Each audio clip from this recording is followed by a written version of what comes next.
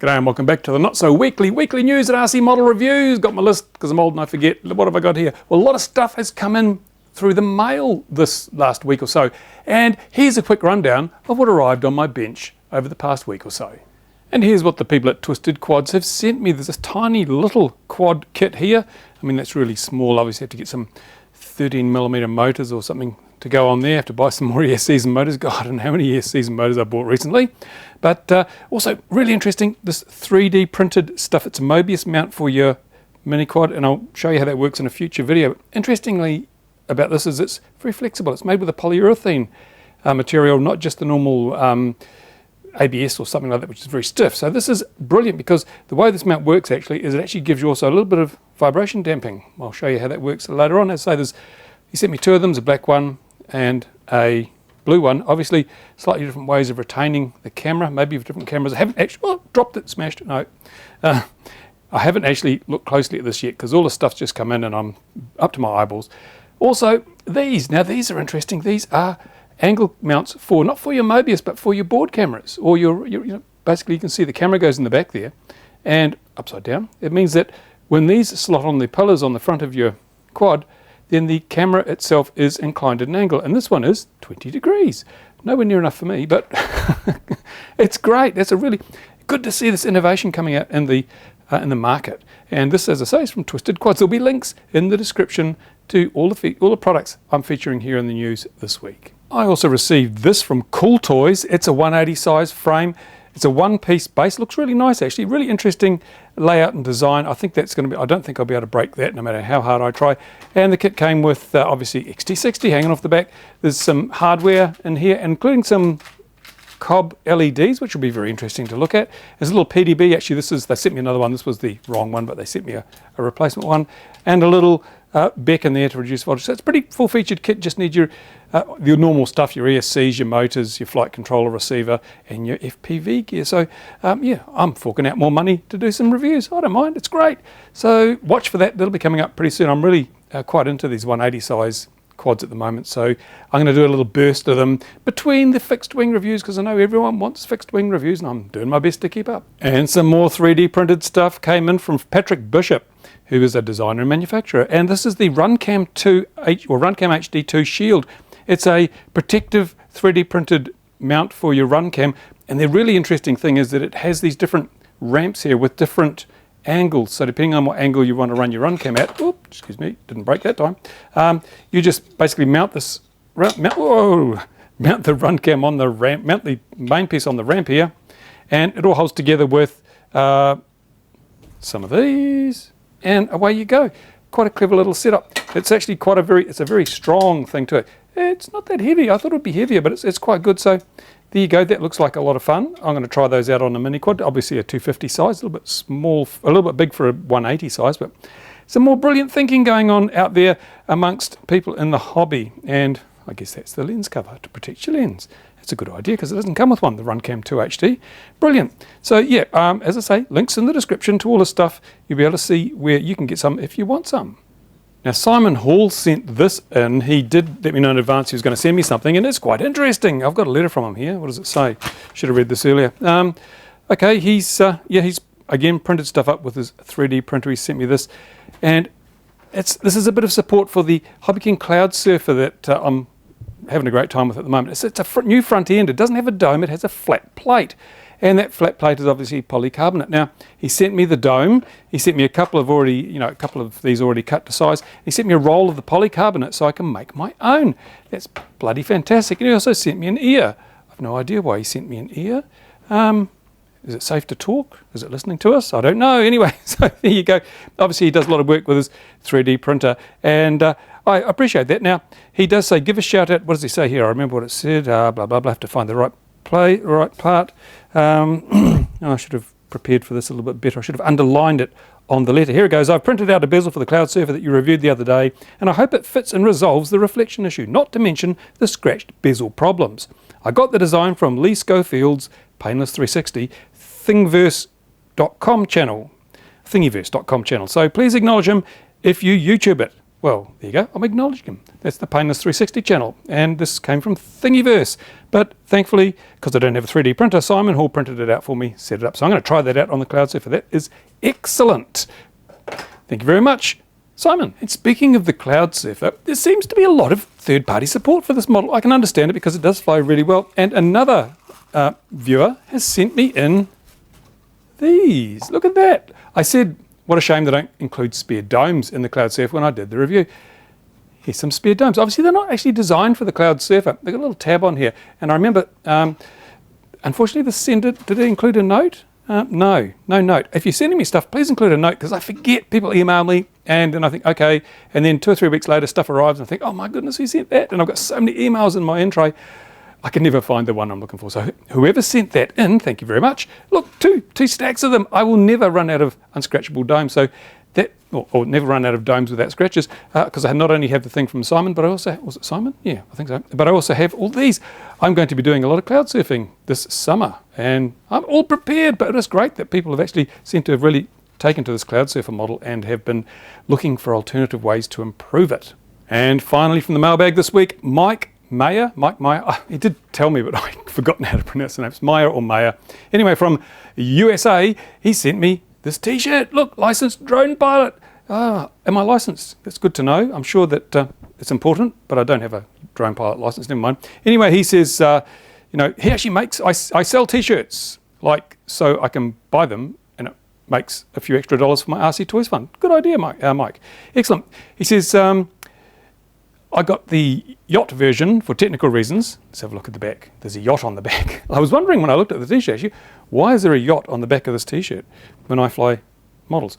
But there's a yacht on the back. He says, while you got the yacht version for technical reasons, there is a quad version in the store. And he gives me a URL to the store, and I will put that in the description of this video, so you can go and click on it if you want. And he also says if you add the URL to the notes, anyone following it will save 5% on orders for the next few months. So there you go. If you want to buy one of Mike's t-shirts, and it's a nice quality fabric, it's a good t-shirt. I'll be wearing this a lot, don't you worry. I've got another drone pilot t-shirt, but this is licensed drone pilot, so that's probably, you know, a step up, I don't know. Anyway, so if you want to save 5%, have a look at Mike's t-shirts. I'll put a link in the description, and you're welcome to go there and see what you'll save 5% if you use the link. Excellent. Right, that's about all that came in the mailbox, but I'll be wearing this in a few videos. You'll probably see me wearing this on my XJet channel, and also when I'm on the bench in some upcoming videos. So just a reminder, if you want to send me stuff to review or to take a look at, or just to share with the RC Model Reviews audience, then you can do so, and you'll find the address to send things in the description of this video. I'll put it in there, but it's appeared a few times on the channel, and if you are blind and I have to read it to you, it's Box 426, Tokoroa 3444, New Zealand. And that's it. And if you address that to RC Model Reviews at that address, it should get to me eventually. Sometimes it takes a long time, and as we saw in an earlier video, sometimes it gets messed up along the way, but you know, pack it good, it should arrive intact. Right, what have I got? The shirt. Look, see? Ta-da! Look at this. I'll turn around.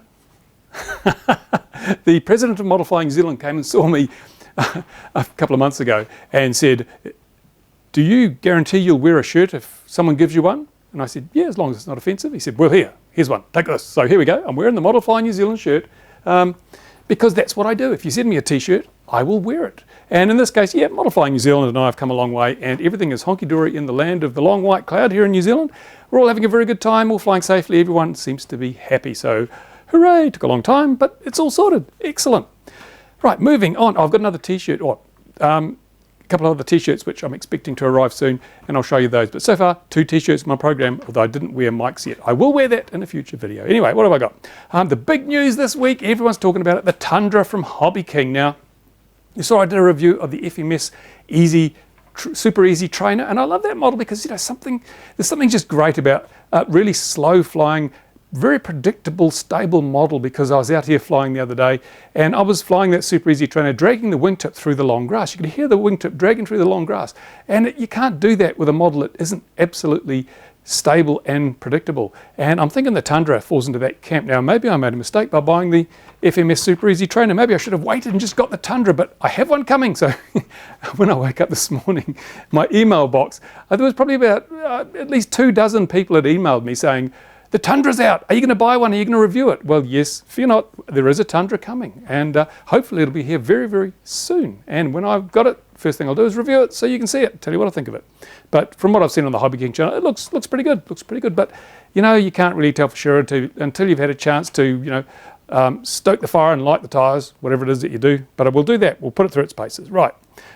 Stuff that I ordered and has come in is the new Orange receiver from, one of the new Orange receivers from HobbyKing, got telemetry in it, and I mentioned that in one of my telemetry videos recently, so I'm going to throw that on the bench. I don't have a Spectrum with telemetry. I'm sorry I don't.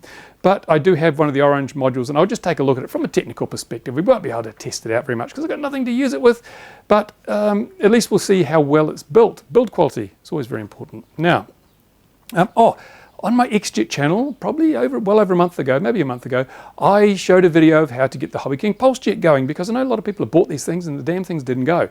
I got my first one going and it blew apart, and I got the second one going recently and that's been holding up, but unfortunately because of the fact it's got a very oval tailpipe, it doesn't produce the kind of power that I would expect from an engine that size. It doesn't produce as much power as the first one did, which was much more round. So I'll make do. I'll get it up on the the mini Talon I'm going to use as a model. But there you go. It's worth noting, if you have trouble with your HobbyKing PulseJet, go to my XJet channel. You'll see how I managed to get one going. Very simple, just a drill. Away you go, piece of cake.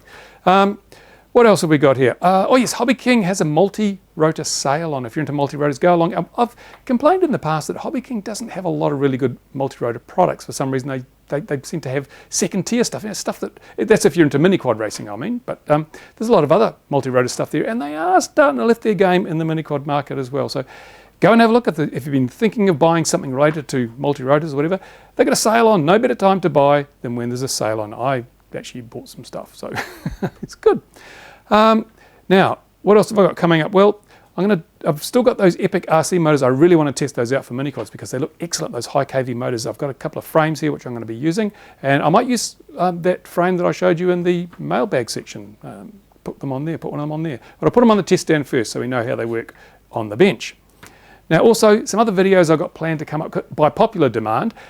People have seen the videos I've done with the Cloud Surfer and the thermal soaring I've done with that model, and people are really interested. I know it's snowing and blowing and raining and cold as hell up in the northern hemisphere, but in a couple of months' time the weather's going to warm up. You're going to be looking at thermal soaring, so I will do a video on the basics of thermal soaring, how to recognize them, how to know where they might be, what to do if you hook one, and all the basics of, you know, the theory and the practice behind thermal soaring. Now, I'm not a thermal soaring guru, I'm not a glider geek, but I do know the basics, so I'll pass those on to you. And I know with my DLG I've spent a lot of time analysing how to make the most out of thermals, be they large or small. So I'll pass it on, and it'll be the blind leading the blind. You'll hear the tapping of white canes everywhere. That'll be me.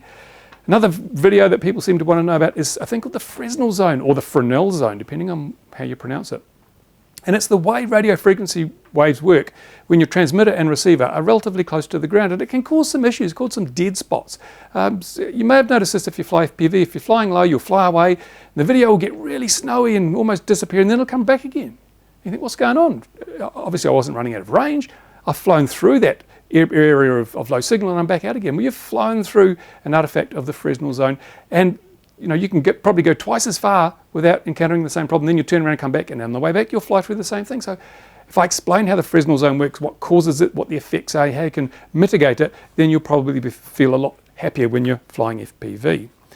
And just a note, a lot of people keep emailing me, can you review this, can you review that, can you review the other? Well, yeah, I can only review what I can afford to buy. So if you want something reviewed, one option is to go to the manufacturer or a popular retailer and say, hey, look, I'm interested in buying this product, but I want to see it reviewed first. And why don't you contact RC Model Reviews and organise a review? And if they come to me and things work out, then we'll get it reviewed, and you'll know whether it's good or bad before you lay down your hard-earned cash. And if you're a manufacturer out there and you've got a product and you think it's just the bee's knees, then send it to me and I will see whether it is or not. And to their credit, I mean, you've seen Walkera sent out the new 210, their new F210, yeah, the little mini quad, and so far I'm quite liking that. I've flown it very briefly. I've done some hovering, and it seems really peppy. It's a totally different beast to the 250, the Runner 250, which was a dog in a handbasket. So good on Walkera for doing that, and because they knew that if it was crap, I was going to tell you. But it's starting to look like it's not too bad, and part 2 of that video will be coming up very soon. It's really humid and it's been raining cats and dogs here at the moment. We've got a tropical storm off the coast and it's bringing hot, moist weather in. Everyone's complaining and moaning about the heat and humidity while I'm out there mowing grass in the midday sun. Oh, it's great. I love the heat. My wife says I'm a lizard. I don't know why, but I love the heat. Never too hot for me.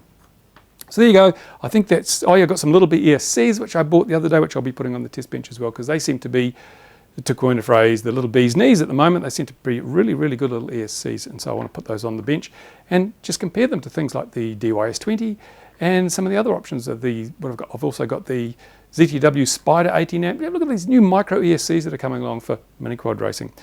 So there you go. I think that's just about everything I had on my list. See, all done. And I thank you for watching, and if you've got any questions, any comments, please leave them in the space provided. I'll do my best to answer them. Now, of course, while the summer's here, I've got to make the most of the good weather when it comes back. And so I've got to get back to the bench. Bye for now.